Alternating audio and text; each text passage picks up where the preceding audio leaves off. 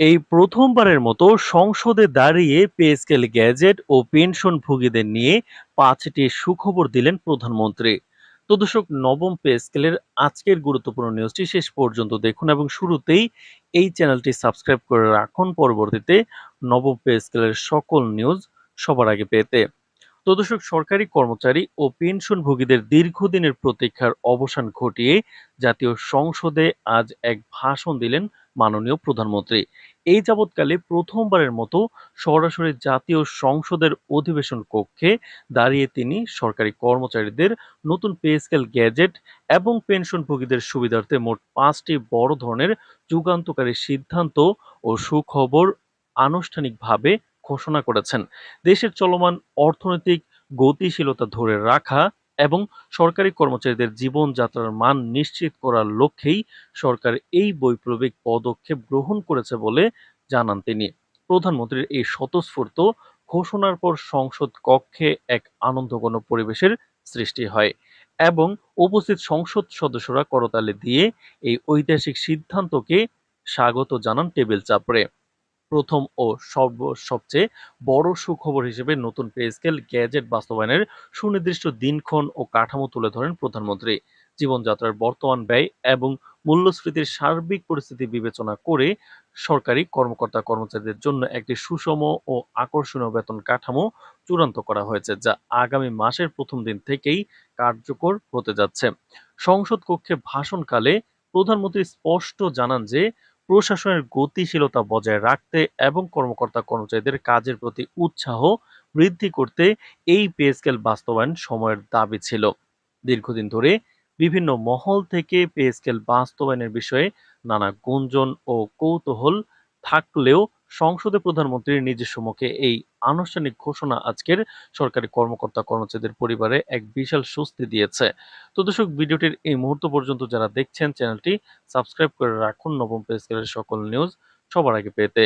দ্বিতীয়ত, শতভাগ পেনশন সমর্পণকারী প্রবীণ পেনশনারদের জন্য এক বিশাল মানবিক ও ঐতিহাসিক উপহারের কথা ঘোষণা করা হয়। যারা অতীতে শতভাগ পেনশন তুলেছিলেন এবং পরবর্তীতে চরম আর্থিক সংকটে পড়েছিলেন, তাদের বিষয়টি বিশেষ বিবেচনায় নিয়ে সরকার পুনঃপেনশন সুবিধা প্রদান ও তদনুযায়ী মাসিক ভাতা পুনঃস্থাপনের চূড়ান্ত সিদ্ধান্ত নিয়েছে। এ প্রসঙ্গে প্রধানমন্ত্রী উল্লেখ করেন, জীবন সায়ান্নে দাঁড়িয়ে দেশের প্রবীণ ও অবসরপ্রাপ্ত নাগরিকেরা যাতে কোনো রকম আর্থিক অনটনে না ভোগেন তা নিশ্চিত করা সরকারের অন্যতম প্রধান নৈতিক দায়িত্ব। প্রধানমন্ত্রীর এই পদক্ষেপের ফলে হাজার হাজার প্রবীণ পেনশনভোগী পরিবারের দীর্ঘদিনের দুশ্চিন্তা মুক্তি হতে যাচ্ছে। তো তৃতীয় সুখবর হিসেবে পেনশনভোগীদের জন্য চিকিৎসা ভাতা এবং বার্ষিক উৎসব ভাতার পরিমাণে অভাবনীয় বৃদ্ধির সিদ্ধান্ত জানানো হয়। বয়স বৃদ্ধির সঙ্গে সঙ্গে অবসরপ্রাপ্ত কর্মচারীদের ওষুধপত্র ও স্বাস্থ্য সেবায় তুলনামূলক বেশি অর্থ ব্যয় করতে হয়। এই বাস্তবতাকে সম্মান জানিয়ে সরকার তাদের জন্য বর্তমান চিকিৎসা ভাতা বহুগুণে বৃদ্ধি করার সিদ্ধান্ত নিয়েছে। তো দর্শক, এছাড়া কিন্তু পরবর্তী চতুর্থ যে সুখবরটি রয়েছে, সরকার ডিজিটাল ও নাগরিক বান্ধব সেবা ব্যবস্থার অংশ হিসেবে পেনশন বন্টন প্রক্রিয়ার অভূতপূর্ণ সংস্কার বিষয়ে এখন থেকে কোনো প্রকার হয়রানি, ফাইল জটিলতা বা লাল ফিতার দৌরাত্ম্য ছাড়াই সরকারি চাকরির মেয়াদ শেষ হওয়ার সাথে সাথে স্বয়ংক্রিয়ভাবে পেনশনভোগীর ব্যাংক অ্যাকাউন্টে তাদের বকেয়া টাকা জমা হয়ে যাবে। তো দর্শক, ভিডিওটির এই মুহূর্ত পর্যন্ত যারা দেখছেন অবশ্যই চ্যানেলটি সাবস্ক্রাইব করে রাখুন পরবর্তীতে নবম পে স্কেলের যে কোনো গুরুত্বপূর্ণ নিউজ সবার আগে পেতে। তো দর্শক, পঞ্চম শেষ সুখবরটি হচ্ছে প্রধানমন্ত্রী সরকারি কর্মকর্তা ও কর্মচারীদের তাদের সন্তানদের উচ্চশিক্ষা, আবাসন এবং চিকিৎসা তহবিলে বিশেষ সরকারি অনুদান বৃদ্ধির ঘোষণা দেন।